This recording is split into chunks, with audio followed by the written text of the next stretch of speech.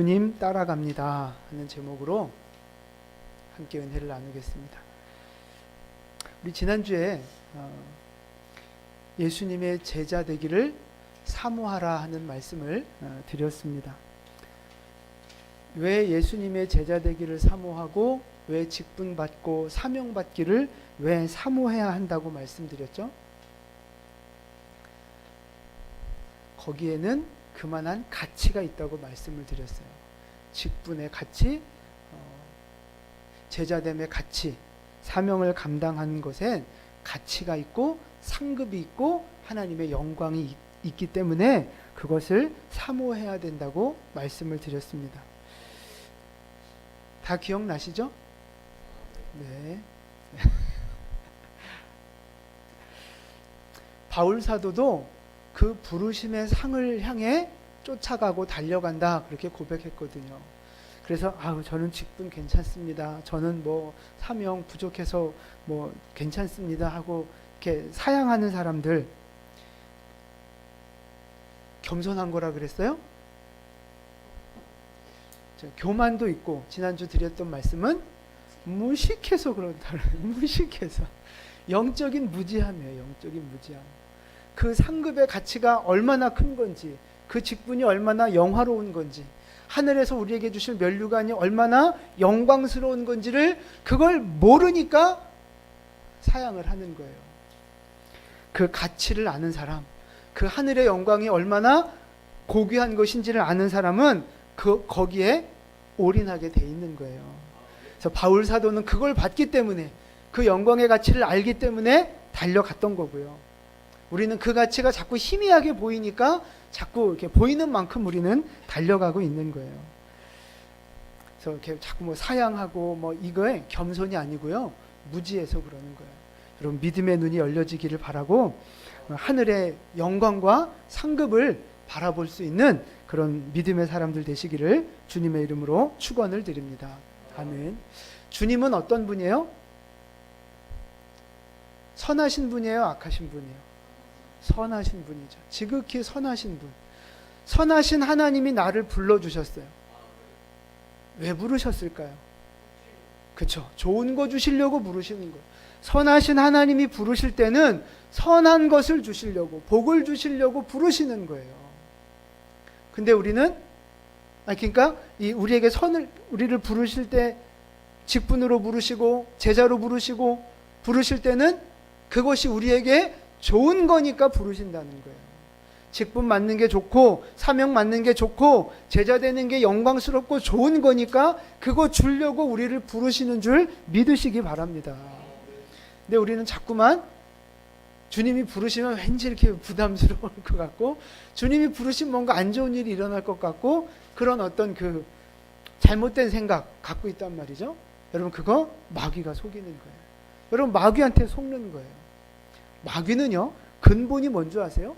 거짓말하는 자입니다. 거짓말하는 자. 그래서 자꾸만 우리를 속이는 거예요.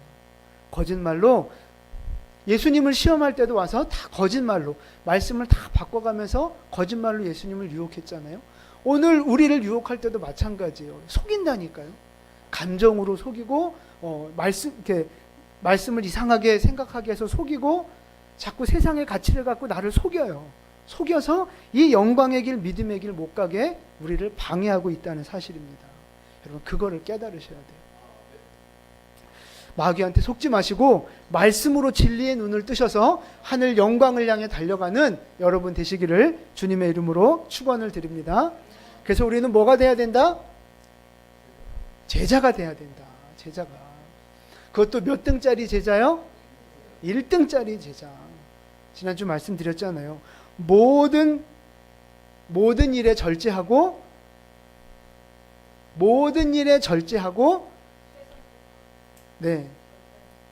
주님의 그 부르심을 향해 달려나가야 된다고 말씀드렸어요.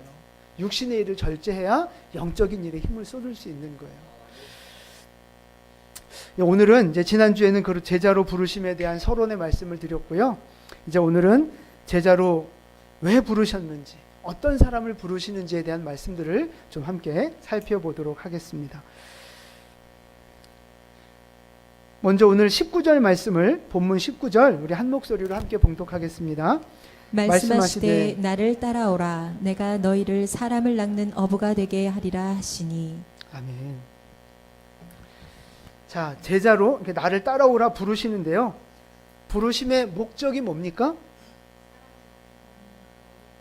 네, 어부, 사람을 낚는 어부 되게 하시려고 부르셨다는 거예요. 영혼을 구원하는 일에 동참하게 하려고, 하나님과 동역하게 하려고 부르셨다는 말씀이에요. 여러분, 예수님이 이 땅에 왜 오셨습니까? 무슨 목적을 갖고 오셨어요? 네, 구원을 위해 오셨어요. 병든 자를 고쳐주시고, 죄로 죽어가는 영혼을 살려주시고, 상한 자를 위로하시고 회복시켜 주시려고 구원을 위해서 이 땅에 오셨단 말이에요. 그러면 예수님의 제자가 된다는 말은 예수님을 닮아간다는 얘기잖아요. 예수님이 하셨던 일을 우리도 그대로 행하는 거예요. 예수님이 구원을 위해 이 땅에 오셨기 때문에 예수님의 제자로 살아가는 우리의 모습 역시 구원을 위해 살아가야 하는 인생이라는 것입니다. 예수님이 우리를 이렇게 여러분을 딱 구원하시고 나서 자, 이제 다 됐다. 이제 축복 누리면서 편하게 마음껏 잘 먹고 잘 살아라. 이렇게 말씀하실 것 같으세요? 그러시면 참 좋겠죠. 너 이제 끝. 축복 누리며 살아라. 그럼 좋겠는데 그게 아니란 말이죠. 주님이 뭐라고 하세요? 내가 너를 구원했으니까 너도 다른 사람 구원하는데 힘써라, 동참해라, 그렇게 말씀하시는 거예요. 우리를 구원으로 부르실 때는 구원받고 축복받고 끝, 그게 아니고 다른 사람을 구원하는 사명도 함께 주시는 거라는 거예요. 그러니까 2000년 전에 예수님이 구원의 사역을 혼자 시작하셨는데 이제는 그 일을 제자들을 불러서 제자들과 함께 그 일을 하기를 원하시고 교회를 통해서 그 일을 하기를 원하고 계시다는 사실입니다. 영혼을 구원하는 일 쉽습니까? 어렵습니까? 어렵죠. 교회에서 사역시키는 것 중에 제일 하기 싫은 게 뭐예요? 전도하는 거, 중보기도 하는 거, 뭐 이런 거 제일 싫잖아요. 설거지야 까짓 거 몸으로 때우면 돼. 근데 뭔가 이 전도하는 거, 뭔가 이렇게 중보기도 하는 거, 이런 부담이 있단 말이에요. 그래서 하나님이 혼자 부르신 게 아니라 공동체로 부르시는 거예요. 교회로 부르셔서 교회를 통해 그 일을 하게 하신다는 사실입니다. 여러분, 우리가 목장에서 전도하자 그랬잖아요.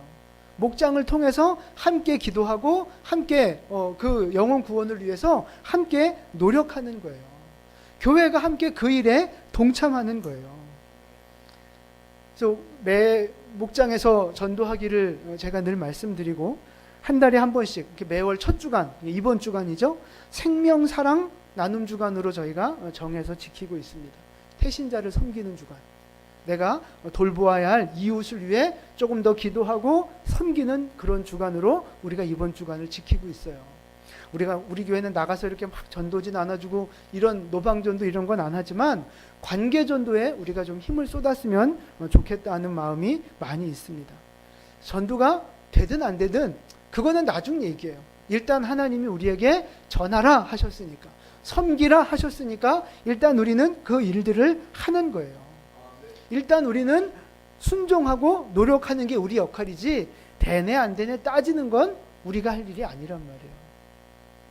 어쨌든 중요한 건 하나님은 우리를 구원을 위한 사명자로 부르고 계신다는 거예요. 그 일을 안 하면 문제가 생긴다는 거예요. 문제가. 교회가 전도 안 한다. 이상한 거예요. 성도가 전도 안 한다? 그건 이상한 거예요. 정상이 아닌 거예요, 여러분. 여러분, 물이 흐르지 않고 그냥 고여 있으면 어떻게 됩니까? 썩죠. 거기 모기가 알도 까고 먼지도 끼고 이끼도 끼면서 물이 썩어요. 우리 믿음도 마찬가지입니다. 하나님 우리에게 믿음을 주셨어요. 하나님 우리에게 은혜를 주셨어요. 축복을 주셨어요. 그거를 나 혼자만 잘 담아서 나 혼자 구원받고 나 혼자 축복 누리고 나 혼자만 행복하게 살면 돼요? 그럼 그게 고인물이 되는 거예요. 고인 은혜가 되고 고인 축복이 되는 거예요. 그러면 썩는 거예요. 그러면 그 인생은 날마다 자기 축복만 위해 사는 거예요. 자기 은혜만, 자기 믿음만 거기에 얽매여서 사는 거예요. 자기 문제 해결 위해서, 자기 축복 위해서 평생을 그렇게 살다가 가는 인생이 되는 거예요. 하나님이 내게 주신 은혜와 믿음, 축복 흘려보내야 되는 거예요. 이웃을 위해서, 구원받아야 할 영혼들을 위해서 흘려보내는 그런 인생을 살아야 하나님이 계속해서 새로운 은혜와 축복으로 우리를 채워 주신다는 것입니다. 여러분, 고인물 되지 마세요.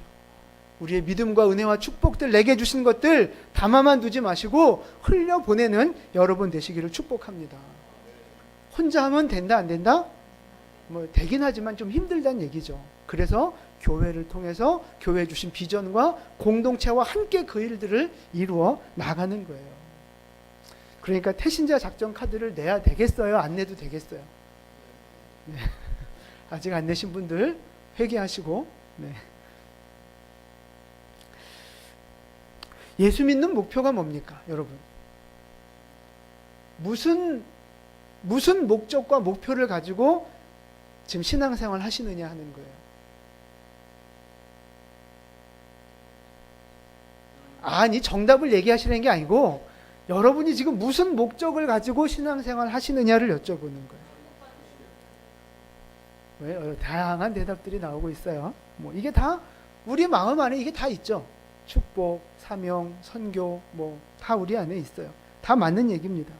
근데 우리가 예수 믿고 축복받고 예수 믿고 인생의 문제가 해결받고 예수로 인하여 행복하게 사는 거 좋죠. 아멘입니다. 그렇게 돼야 돼요. 근데 그것 자체가 우리 신앙의 목표가 돼서는 안 된다는 것입니다. 예수 믿는 목표는 뭐예요? 네, 예수님을 닮아 거룩하게 살아가는 거예요. 주님이 하셨던 영혼 구원의 사역에 동참하는 거예요. 그로 인하여 하나님을 영화롭게 하는 것이 바로 우리 신앙생활의 목표가 되어져야 할 줄로 믿습니다. 그것이 바로 주님이 우리를 부르신 목적이라는 거예요. 근데 우리는 맨날 내 문제, 내 축복 여기에만 얽매여 살려고 한단 말이죠. 그것을 이제 벗어나셔야 한다는 거예요. 그런 믿음을 이제 깨트리시고 예수님이 나를 부르신 목적대로 제자됨의 그 본질대로 영혼을 위해, 구원을 위해, 하나님 나라 영광을 위해 살아가는 우리 모두가 될 수 있기를 주님의 이름으로 축원을 드립니다. 아멘. 예수님께서 19절 말씀을 잘 보세요. 나를 따라오라, 내가 너희를 사람을 낚는 어부가 되라 하셨어요? 되게 하리라 하셨어요. 되게 하리라 하셨어요. 그러니까 너희들 사람 낚는 어부가 되라. 이게 말씀하신 게 아니고 내가 너희를 어부가 되게 하겠다 말씀하시는 거예요. 영어 성경에 보면 I will make you 이렇게 돼 있어요. 내가 너희를 그렇게 만들겠다는 거예요.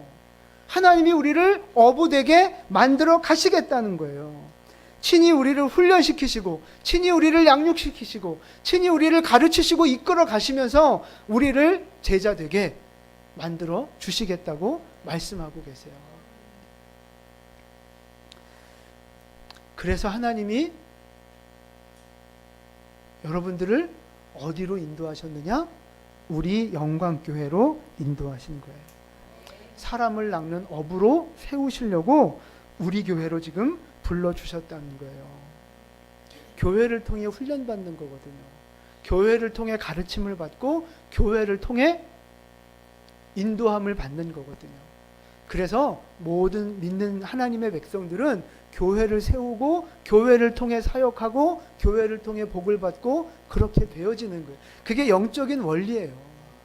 혼자 CBS 틀어놓고 설교 말씀 틀어놓고 집안에서, 집안도 아니지, 집구석에서 앉아가지고 혼자 뭐 예배 드린다? 개뿔 같은 소리예요. 하나님의 뜻을 쥐뿔도 모르는 소리예요, 여러분. 제가 생각해 봤어요. 하나님께서 우리 영광교회를 왜 이곳에 세우셨을까? 제가 생각해 봤습니다. 여러분 생각은 어떠세요? 왜 하나님이 우리 영광교회를 이곳에 세우셨을까요? 정답이죠. 네. 네. 만능 열쇠와 같은 정답입니다. 1부 때 여쭤봤더니 어떤 집사님이 그렇게 말씀하셨어요. 목사님을 위해서 세운 거 아닌가요? 네. 네. 목회자 일자리 창출을 위해서 하나님이 교회를, 하나님이 이 동네도 많은 교회들이 있잖아요. 이 뭐 상가마다 지금도 교회가 다 하나씩 있는데 왜 우리 교회, 우리 영광교회를 굳이 이곳에 세우셔야 했을까? 우리 교회를 통해서 구원받아야 할 영혼이 있기 때문에 이곳에 세워주신 거예요. 여러분, 사람은 다 색깔이 다르고 성격이 다르고 재능이 다르고 다 다르잖아요. 교회도 마찬가지예요.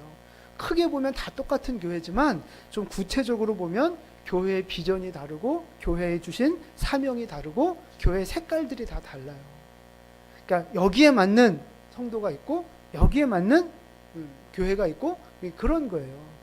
그러니까 하나님이 우리 영광교회를 이곳에 선교하는 교회로, 말씀을 훈련하는 교회로, 기도하는 교회로 이 교회를 이곳에 세워주신 이유는 이 일들을 통하여 구원하셔야 할 영혼이 있기 때문에 이곳에 세우신 줄 믿으시기를 바랍니다.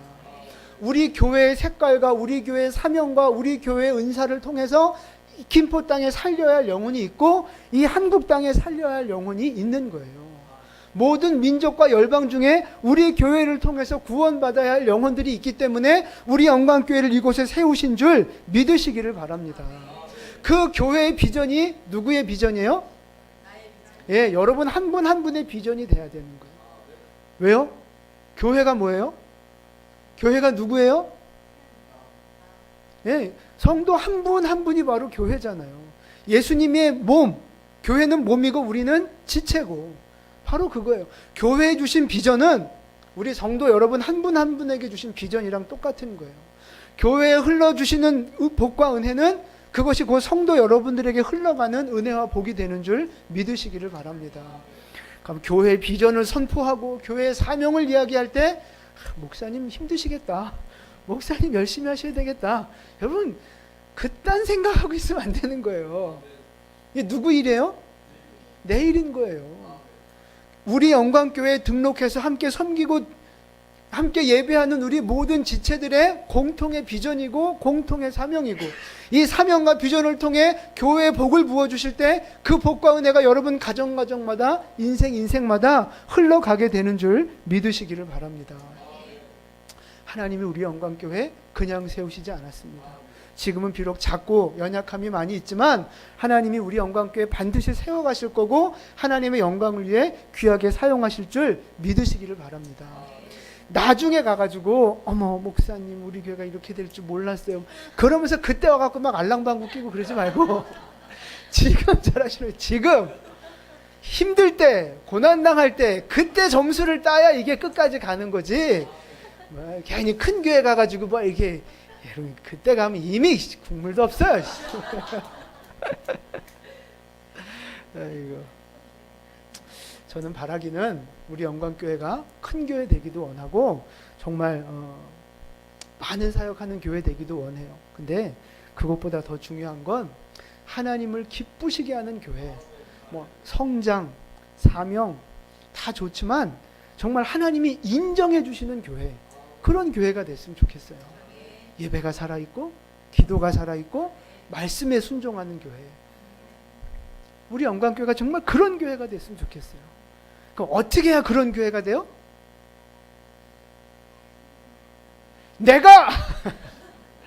내가 그렇게 순종하는 사람이 될 때, 내가 그렇게 예배하고 기도하는 사람이 될 때 우리 영광교회가 그런 교회가 되는 거예요. 또 목사님 열심히 하셔야 되겠네 이러면 안 된다니까요. 나 한 사람 한 사람이 그렇게 주님 앞에 믿음으로 살아가는 사람이 될 때, 나 한 사람이 좋은 성도 되고 1등 성도 될 때 우리 영광교회가 1등 교회 되고 좋은 교회 되는 줄 믿으시기를 바랍니다. 하나님이 우리에게 이런 비전과 사명을 주셨어요. 이것을 보고 깨달을 수 있는 믿음의 눈이 열려지시기를 바라고, 이제 도망갈 생각하지 마세요.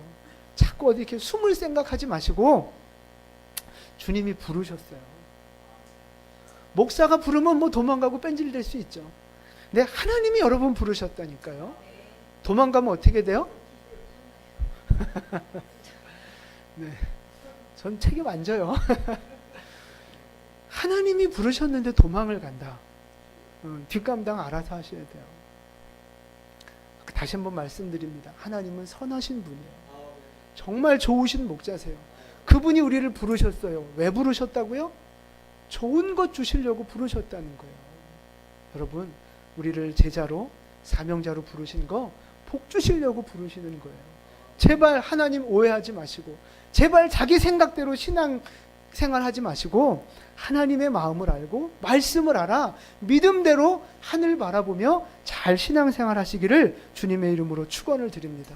이 교회의 비전에 동참하시고 부르심의 비전에 동참하셔서 하늘의 영광, 하늘의 상급 함께 누리며 살아가는 우리 모두 되시기를 주님의 이름으로 축원을 드립니다. 아멘. 두 번째 말씀입니다. 우리 19절과 20절 말씀, 19절 20절 함께 봉독합니다. 말씀하시되 나를 따라오라. 내가 너희를 사람을 낚는 어부가 되게 하리라 하시니 그들이 곧 그물을 버려두고 예수를 따르니라. 아멘. 아멘.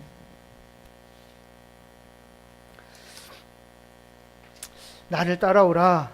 예수님이 부르셨어요. 그랬더니 제자들이 어떻게 가요?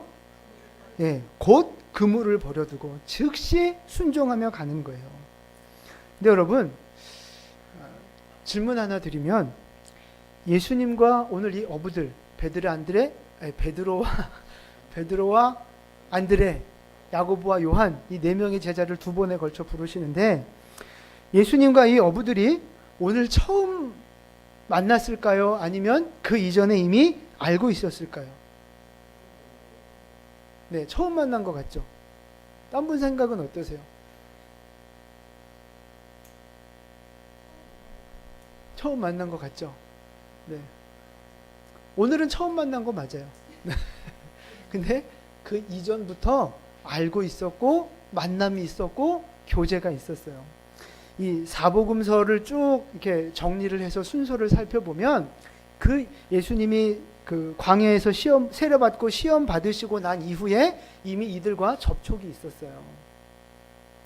그래서 그 갈릴리 지방에서 예수님이 오셔가지고 맨 처음 행하셨던 표적, 혹시 그게 뭔지 기억나십니까?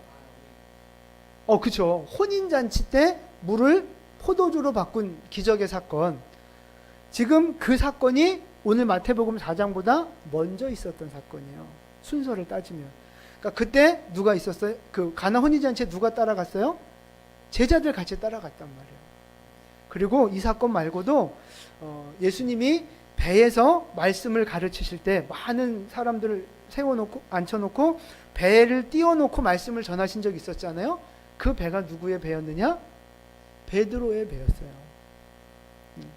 성경을 다 찾아보면 좀 시간이 없어서 그러니까 그 이후에 오늘 이 4장 부르심의 사건이 있는 거예요. 그러니까 예수님과 오늘 이 제자들은 그 이전에 이미 교제가 있었다는 거죠. 예수님의 기적을 받고 예수님의 그 권세 있는 가르침을 이미 들었던 사람들이라는 거예요. 여러분, 그래 상식적으로 생각해 보세요. 지나가다가 야 너 이리 와. 근데 어른이 돼갖고 따라가는 사람이 어디 있어요? 애들이 사탕 준다 그러면 따라가는 거 몰라도 그물 버려두고 배 버려두고 어떻게 그냥 따라가요? 이미 사전에 서로의 그 교제가 있었다는 사실입니다. 근데 이제 중요한 건 뭐냐면, 오늘 이 제자들이 나를 따라오라 부르시니까 즉시 버려두고 그물을 버려두고 예수님을 따라갔어요.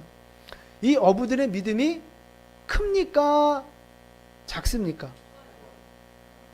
믿음이 크죠? 믿음이 커요. 우리보다 큰 거 분명해요. 근데 이 제자들이 성령 충만했을까요? 아니면 아직 잘 몰랐을까요? 제자들이 예수님에 대해서 잘 정확하게 알고 따라갔을까요? 잘 모르지만 따라갔을까요? 잘 모르지만 따라간 거예요. 그러니까 믿음도 우리보다는 컸는지 몰라도 그렇게 썩 좋은 믿음은 아니었어요. 여러분, 말씀 얼마나 들었다고, 예수님 얼마나 그 기적을 보고 경험했다고 믿음이 커졌겠어요. 예수님 그 따라다니는 제자 생활하면서 얼마나 믿음이 없다고 많이 구박받았어요. 이들이 진짜 믿음이 열리고 성령 충만한 건 언제예요? 예수님이 승천하시고 난 이후에 다락방에서 기도할 때 성령 받고 그때 믿음이 온전하게 회복되고 성령 충만하게 됐다는 거죠. 그러니까 지금 오늘 부르심을 받는 이 상황의 믿음은 사실 별로 없는 거예요. 성령 충만 없는 거예요. 말씀에 대한, 예수님에 대한 이해와 지식 별로 없는 거예요. 그럼에도 불구하고 이들을 부르셨단 말이에요. 여러분, 오늘 18절 말씀도 한번 보세요. 18절. 갈릴리 해변에 다니시다가 제자를 부르시는 거예요.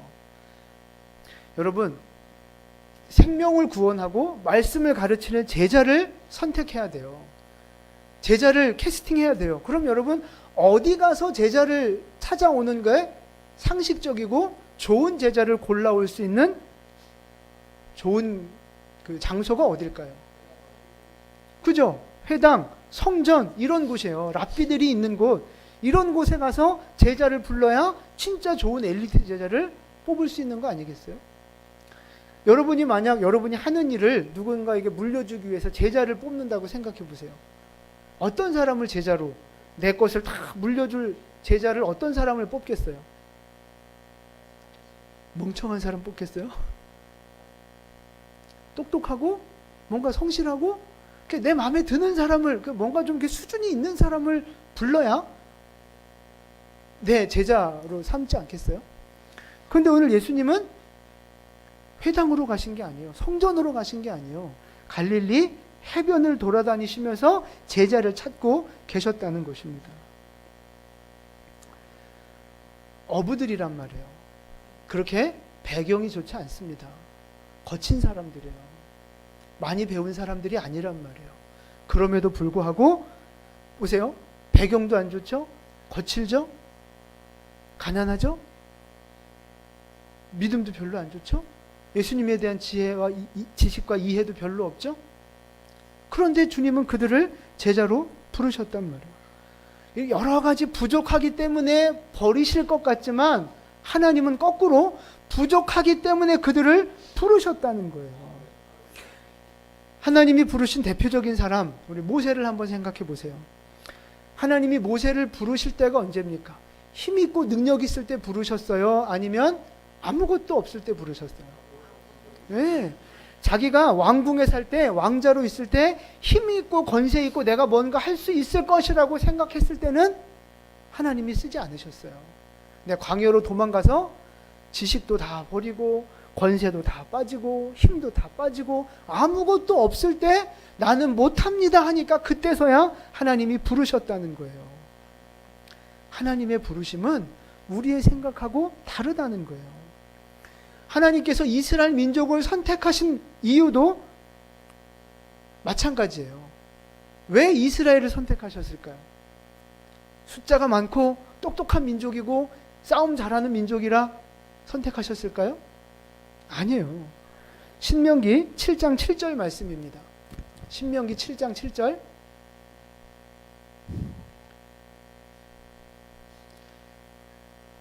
신명기 7장 7절 말씀 같이 봉독합니다.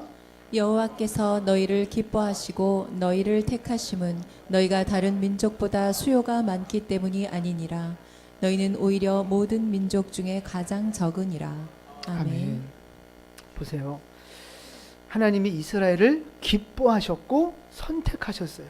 그 이유가 뭐냐면 다른 민족보다 많아서가 아니라 강해서가 아니라 오히려 모든 민족 중에 가장 적기 때문에 선택하셨다는 거예요. 이것이 하나님이 선택하시는 원리예요. 하나님이 일하시는 방법이란 말이에요.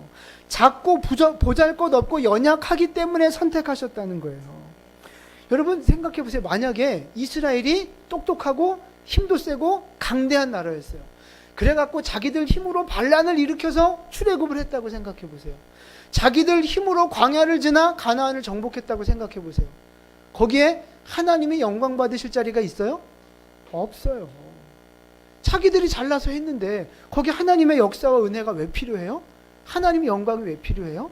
아무것도 필요 없는 거예요. 내가 했다 자기가 교만하게 되는 거죠. 근데 아무것도 할 수 없는 상황에서 하나님이 은혜 주셔서 그게 되어지면 은혜로 출애굽했고 은혜로 광야를 지났고 은혜로 가나안 땅에 들어가서 정복했다면 그것이야말로 하나님께 영광이 되어지는 거죠. 우리 인생도 마찬가지인 거예요. 내가 뭔가 잘나서 내가 힘이 있어서 내가 똑똑해서 뭔가를 한다? 그럼 하나님은 그걸 어디 해봐라 하시는 거예요. 하나님 영광 받으실 자리가 없는 거예요. 그러나 내가 부족하기 때문에 연약하기 때문에 하나님 은혜가 필요합니다. 주님 앞에 무릎 꿇으며 순종하며 나아갈 때 되고 안 되고는 나중 문제고 하나님이 그 모습을 통해 영광 받으신다고 하는 사실입니다.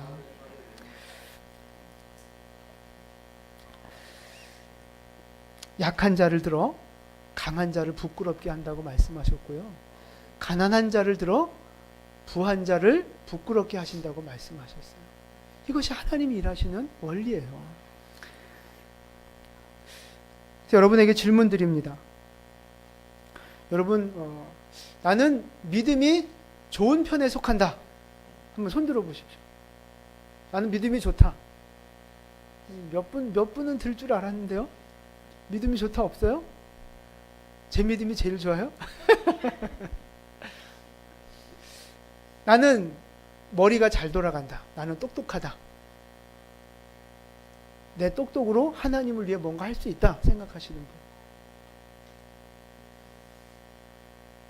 평소에 하시는 거 보면 손 들만도 한데 왜 안 드실까? 나는 돈이 좀 있습니다. 나는 나한테 있는 돈 주님을 위해 기꺼이 드릴 수 있습니다. 그렇게 헌신할 자신 있고 믿음이 있습니다. 나는 순종할 수 있습니다. 하시는 분. 아, 할렐루야. 네, 한 분 있네요. 네.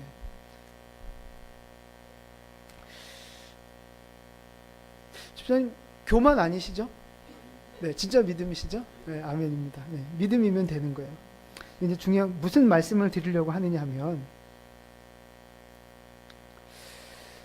우리는 내가 뭔가 있어야 하고, 믿음이 좋아야 하고, 뭔가 가진 게 있어야 주님을 위해 할 수 있고, 제자가 될 수 있다고 생각하는데, 그래야 자격이 있다고 생각하는데, 그게 아니란 말이에요. 없는 자, 가난한 자, 무능한 자를 하나님은 선택하신단 말이에요. 그러니까 여러분 지금 믿음 없다 그랬죠? 돈도 없다 그랬죠? 지식도 없다 그랬죠? 뭐 할 줄 아는 거 없다 그랬죠? 그러니까 여러분 예수님의 제자가 될 자격이 있다 없다? 있다. 여러분 자격 있으신 분들이에요. 세상에 나가서 우리가 무시받고 자격이 없을 수 있지만 하나님의 나라 위에서는 여러분 다 합격이에요. 다 자격 있으신 분들이에요. 이제는 난 뭐 믿음이 없어서 못해요. 나는 뭐 아는 게 없어서 못해요. 이런 씨알도 안 맥힌 소리 좀 하지 마시고 여러분 다 자격이 있는 분들이에요. 믿음 없어요? 그러니까 자격이 있는 거예요. 돈이 없고 무식해요? 그러니까 자격이 있는 거예요. 무릎 꿇으면 하나님이 채워주셔서 영광 받으실 그 하나님이 일하시는 방법대로 우리를 쓰길 원하시는 거예요. 옆에 있는 집사님에게 인사하시죠. 집사님 자격이 충분하십니다.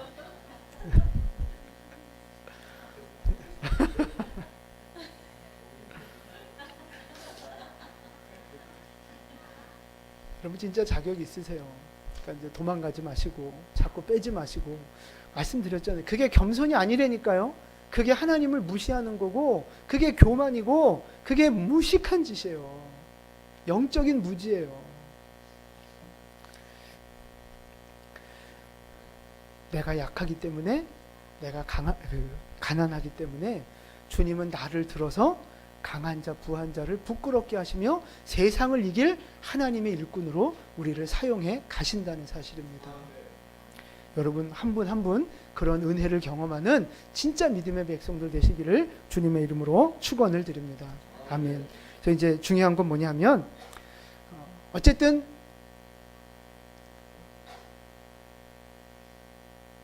믿음이 있어야 주님 앞에 나아갈 수 있고, 물질이 있어야 주님을 위해 헌신할 수 있고, 뭔가 아는 게 있어야 가르칠 수 있고, 뭐 그렇단 말이죠. 근데 여러분 지금 믿음을 당장 키울 수 있어요? 시간이 필요한 거예요. 그죠? 그럼 돈, 당장 떼돈 벌어서 헌금할 수 있어요? 안 되잖아요. 우리가 당장 믿음을 키울 수도 없고, 지금 당장 뭔가 돈을 많이 벌 수도 없고, 다 시간들이 필요한 거예요. 그런데 우리가 지금 당장 할 수 있는 게 하나 있어요. 그게 뭘까요? 순종이에요. 순종. 순종은 지금 당장 할 수 있어요. 아무것도 없어도 우리는 지금 순종할 수 있습니다. 제자들의 모습을 보세요. 예수님이 부르시니까 20절에 그들이 곧 그물을 버려두고 가는 거예요. 곧, 즉시. 22절 말씀도 보세요. 그들이 곧 배와 아버지를 버려두고 즉시 순종해서 따라가는 거예요. 믿음 이들 없었다고 말씀드렸잖아요. 이들 잘 몰랐다고 말씀드렸잖아요. 그러나 이들이 한 건 뭐예요? 즉시 순종하는 거. 여러분 오늘 우리에게 필요한 게 바로 이거예요. 즉시 순종하는 모습이 필요하다는 것입니다. 우리는 그렇게 생각해요. 믿음이 있어야 순종할 거 아닙니까? 맞아요, 틀려요? 그 말도 맞아요. 그 말도 맞는데 믿음이 우선입니까? 순종이 우선입니까? 믿음은요, 내가 예수님을 믿고 내가 예수의 보혈로 구원받았다고 하는 사실, 그 믿음만 있으면 그 다음부터는 뭐가 필요한 거예요? 순종이 필요한 거예요. 근데 우리는 큰 믿음이 있어야만 순종할 수 있다고 착각을 하는 거예요. 여러분 그것도 마귀에게 속는 거예요. 내가 구원의 확신만 있으면, 내가 예수님을 나의 주인으로 고백하는 그 기본적인 믿음만 있으면 그 다음부터는 순종하는 거예요. 믿음이 커지면 그 다음에 나중에 순종하겠습니다. 여러분 죽는 날까지 그 믿음이 그렇게 커지나 보세요. 여러분 물질도 그렇잖아요. 하나님 돈 많이 벌면 그때 11조하고 그때 헌신하겠습니다. 도대체 얼마를 벌어야 많이 버는 거고, 얼마를 벌어야 그때가 11조 하겠다는 얘기예요. 10억을 벌면 아직도 부족해요. 100억 벌면요. 100억 벌어놓으면 200억 벌면요. 이게 사람 아니겠어요? 믿음도 평생 못하는 거예요. 믿음도 마찬가지예요. 지금 내 믿음이 뭐 아주 초보적인 믿음이다? 하나님 믿음이 더 커지면요. 도대체 어떤 믿음이 돼야 순종하겠다는 거예요? 순교할 믿음이 돼야 그제서야 순종하겠다는 거예요? 그러면 이제 순교하면 끝이지 뭘 또 순종을 해. 나에게 가장 겨자씨보다 작더라도 믿음만, 구원에 대한 믿음만 있다면 그 다음부터 우리가 해야 할 일은 순종입니다. 순종하면 하나님 우리의 믿음을 키워 가시는 거예요. 순종할 때 키워지는 거지, 믿음을 먼저 키우고 순종하겠다? 여러분 그거 마귀에게 속는 겁니다. 마귀에게 속는 거예요. 속지 마시고 여러분에겐 이미 순종할 수 있는 충분한 믿음이 있습니다. 여러분 충분한 믿음이 있으세요. 이제는 믿음이 크고 작음을 핑계대지 마시고 주님 앞에 온전히 순종하는 진짜 믿음의 백성 되시기를 주님의 이름으로 축원을 드립니다. 아멘. 오늘 마지막 말씀입니다. 20절과 22절 말씀을 보시면 제자들이 예수님을 따라가는데 공통점이 있어요. 즉시 따라갔다는 것 말고 또 하나의 공통점이 있는데 뭘까요? 버리는 거. 예, 버려두고 예수를 따라가는 거예요. 그물을 버려두고, 배를 버려두고, 아버지를 버려두고 예수를 따라가는 거예요. 여러분이 어부들에게 배와 그물이 뭐예요? 전 재산이에요. 이게 생명줄이에요. 자, 이걸 의지하며 지금 세상을, 육신을 살아가는 거거든요. 근데 지금 이걸 다 버려두고 예수님을 따라갔다는 거예요. 자기가 의지하던 것, 자기가 소중하게 생각하던 것, 그거를 내어버려 두고 예수를 따라갔다는 것입니다. 여러분 한번 상상을 해보세요. 만약에 나를 따라오라 부르셨는데 예 주님 그러면서 가는데 막 그물 다 둘러매고 어깨에 메고 예수님 따라간다고 생각해보세요. 배 질질 끌면서 천천히 가세요 주님 막 이런다고 생각을 해보세요. 그 말도 안 되는 거잖아요. 예수님을 따라갈 때는 내가 가지고 의지하고 있던 것들을 먼저 내려놓고 가야 한다는 사실입니다. 예수님이 우리를 제자로 부르셨잖아요. 우리 지금 예수님 따라간다고 믿음의 길 걸어가고 있잖아요. 근데 우리는 배를 끌고 가고 있단 말이에요. 자꾸만. 그물을 끌고 그물을 메고 우리는 예수님을 따라간다고 하고 있는 거예요. 안 그렇습니까? 지금 여러분들이 의지하고 있는 게 뭐냐 하는 거예요. 생각해 보세요. 여전히 우리는 물질을 의지하고 사람을 의지하고 있어요. 환경과 조건을 의지한단 말이죠. 내 통장을 의지하고 내 직장을 의지하고 내 환경을 의지하며 살아가요. 그래서 그런 게 있으면 돈이 있고 사람이 있으면 괜히 어깨에 힘들어가고 뭔가 당당해지는 것 같고 돈 없어지고 사람 없어지면 우울해지고 주눅 들고 막 죽고 싶고 그게 우리의 모습이란 말이에요. 네, 여러분 제자는 어떤 사람이냐? 예수님을 의지하는 사람이 제자예요. 예수님을 의지하는 사람. 배와 그물과 물질을 의지하는 게 아니라 예수님을 의지하고 말씀을 의지하는 사람, 바로 그 사람이 제자라는 사실이에요. 다윗이 늘 고백하잖아요. 여호와는 나의 힘이요, 나의 반석이요, 나의 피난처요, 내가 의지할 자라고. 다윗은 자기의 왕좌를 의지하지 않았어요. 자기 군사력을 의지하지 않았어요. 다윗은 하나님만을 나의 힘으로, 하나님만을 나의 방패로 그렇게 의지하며 살았다는 것입니다. 오늘 우리에게도 이런 믿음과 훈련과 결단이 필요하다는 거예요. 세상 의지하지 말고. 그렇다고 여러분 다 직장 때려치고 다 뭐 맨날 교회 오세요 뭐 이런 얘기 아니잖아요. 내 중심에 의지하는 게 무엇인가를 우리는 잘 구별하셔야 한다는 거예요.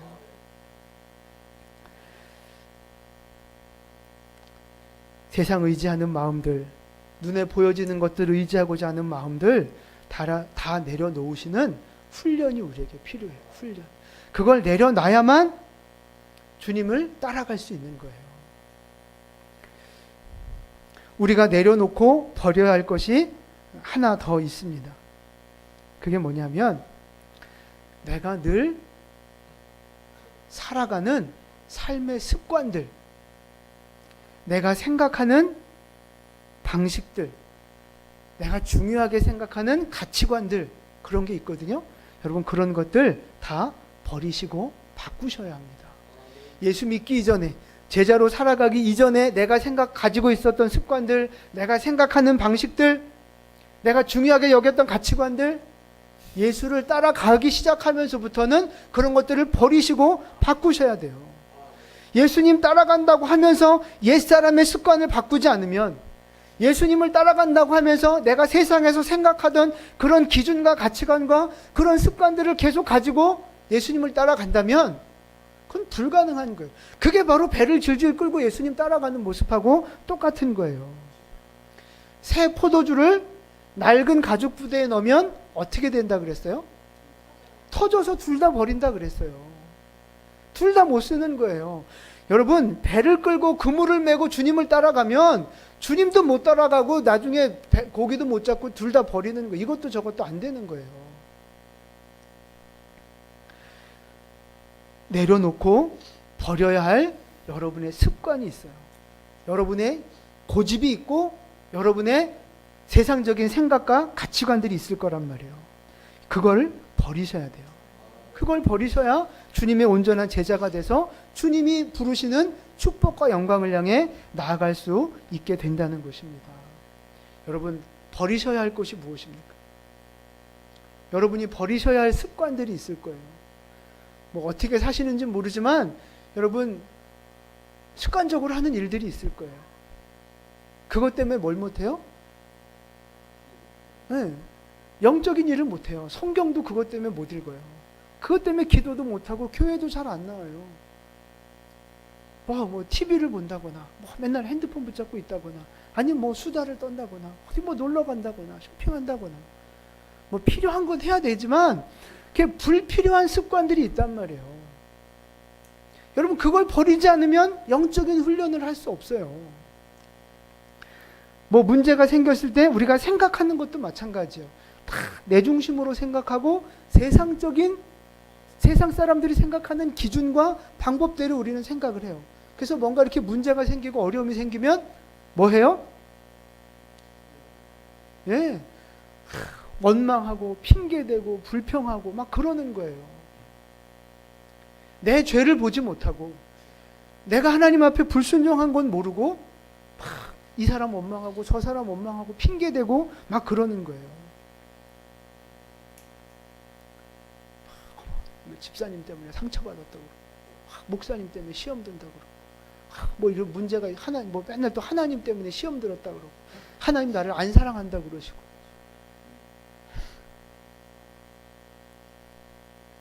자꾸 세상이 좋은 거예요. 자꾸 세상으로 가고 싶은 생각들이 있는 거예요. 여러분, 이게 지금 다 뭐예요? 내가 메고 있는 그물이에요. 내가 갖고 있는 배예요. 내가 버려야 할 것들이에요. 이런 것들을 버리지 않고는 결코 주님의 온전한 제자가 될 수 없다는 사실입니다.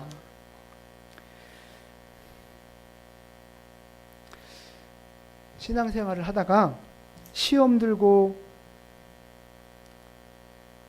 낙심하고 고난 때문에 주저앉고 이런 사람들을 보면요, 공통점이 있어요. 뭘 것 같으세요? 원망, 불평, 낙심, 좌절, 이런 사람의 공통점 뭘 것 같으세요?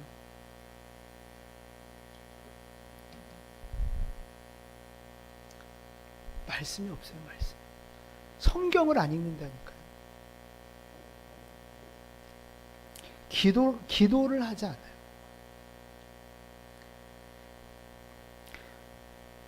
말씀이 없으니까 생각을 해도 어떻게 생각을 해요? 세상적인 생각, 자기 기준대로, 자기 성질대로 생각하는 거예요. 자기 감정대로 생각하는 거예요. 말씀이 있으면 말씀으로 내 마음을, 생각을 정화시키고 정리시키면서 주의 뜻을 찾아갈 거 아닙니까? 기도하면서 주님의 뜻을 찾아갈 거 아닙니까? 근데 성경을 안 읽고 묵상을 안 하니 하나님의 뜻을 찾아갈 수가 없는 거예요. 그러니까 자기 생각대로, 세상적인 기준과 가치관대로 그렇게 살아가는 것입니다. 그러니까 세상을 이길 힘이 없는 거예요. 유혹이 오고 시험이 오고 고난이 올 때 그거를 깨트리고 이길 수 있는 힘이 없는 거예요. 그럼 뭐 내가 주먹 힘 세다고 내가 고난을 주먹으로 이기겠어요? 영적인 거 아니에요. 영적인 힘이 있어야 이길 거 아니겠습니까? 근데 말씀이 없는데 어떻게 죄를 이기고 유혹을 이겨요? 마귀는 끊임없이 우리 마음속에 거짓된 걸 집어넣어요. 하나님 너 사랑하지 않아. 하나님이 너 버렸어. 이런 거. 저 집사님이 너 미워하는 것 같아. 목사님이 나 차별하는 것 같아. 자꾸 마귀가 우리에게 속인다니까요. 근데 말씀이 있으면 그걸 분별해요. 하나님이 죽기까지 우리를 사랑하시고 내가 너를 떠나지 않으리라 약속하셨잖아요. 그 말씀만 딱 생각나도 어떻게 이 생각에 넘어가냐고요.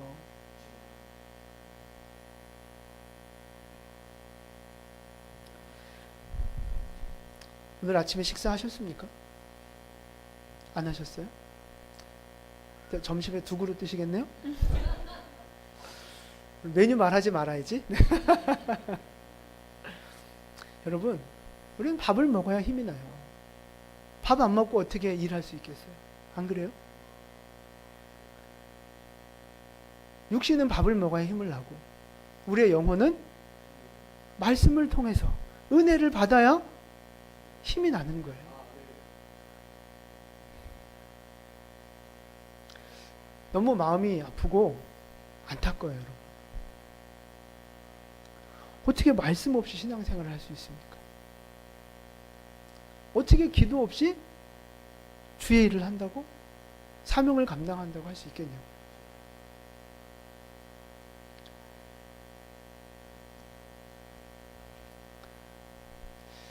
우리 교회가 만 3년이 지났어요. 이제 뭐 처음부터 계셨던 분들 아니면 2년차, 3년차 되시는 분, 뭐 1년차 잘 생각해 보세요.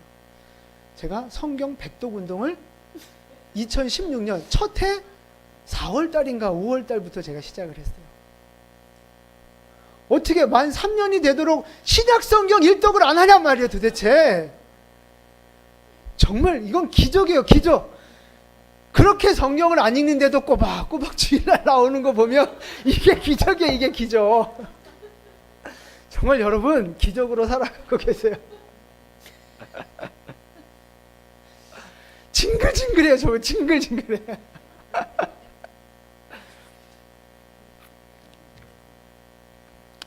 믿음의 수준 따라 다 다를 수는 있겠지만 여러분 분명한 건 성경 없이 말씀 없이 기도 없이 은혜 없이 우리가 믿음의 길 걸어갈 수 없고 축복을 향해 나아갈 수 없다는 사실입니다. 그러니까 자꾸 여러분 자꾸 시험 들고 세상적인 생각에 빠지고 고난 앞에 무너지고 그렇게 되는 거예요. 믿음 좋다고 고난이 안 오는 건 아니에요. 믿음이 있어도 분명히 고난이 오고 시험이 와요. 그러나 그걸 이길 수 있는 힘이 있다는 거예요. 힘이. 세상이 감당하지 못할 사람이 되는 거예요. 고난이 감당하지 못하고 마귀가 감당하지 못할 사람이 되어야 하지 않겠습니까? 맨날 우리는 문제 앞에 꼬꾸라지고 유혹 앞에 꼬꾸라지고 문제 앞에 꼬꾸라지는 인생 되지 마시고 세상이 감당하지 못할 사람이 되기를 주님의 이름으로 축원을 드립니다. 여러분을 그렇게 세워가는 것이 목회자인 저의 사명이에요. 그래서 여러분 저보고 끈질기다고 생각하시겠지만 저도 힘들어요. 맨날 똑같은 얘기하는 거. 근데요 정말 여러분 대단해요. 저도 대단하지만 여러분 대단해요.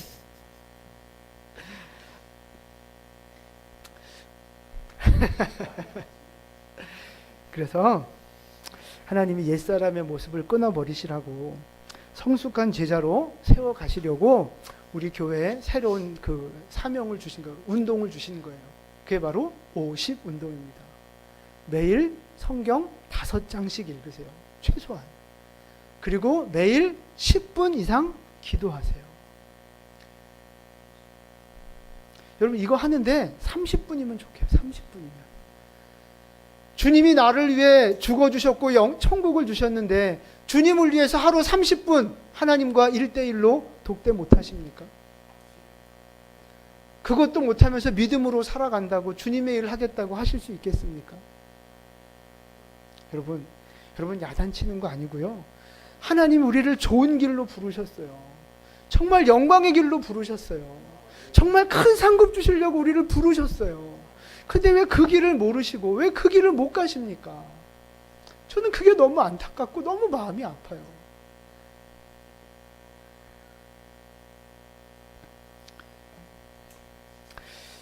하나님이 여러분 사랑하십니다.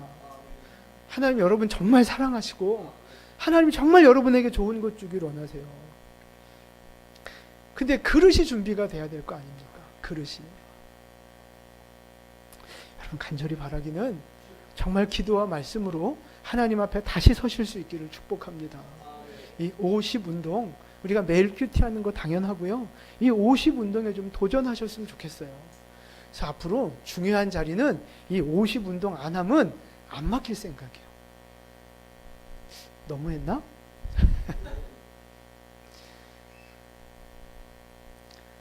아니 하루에 30분 성경 5장 기도 10분도 못하면서 무슨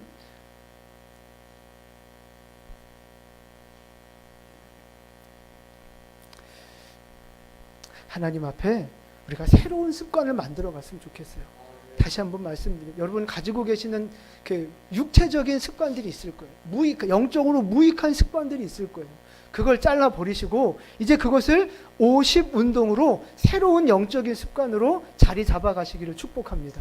성경 읽는 것이 습관이 되고 기도하는 것이 습관이 되고 주님의 나라를 위해 헌신하는 사명자로 우리 모두 진짜 바로 서실 수 있기를 주님의 이름으로 축원을 드립니다. 나를 따라오라 부르시는 주님을 이 기도와 말씀을 통해 순종을 통해 잘 따라가는 복된 제자 되실 수 있기를 주님의 이름으로 축원을 드립니다. 아멘.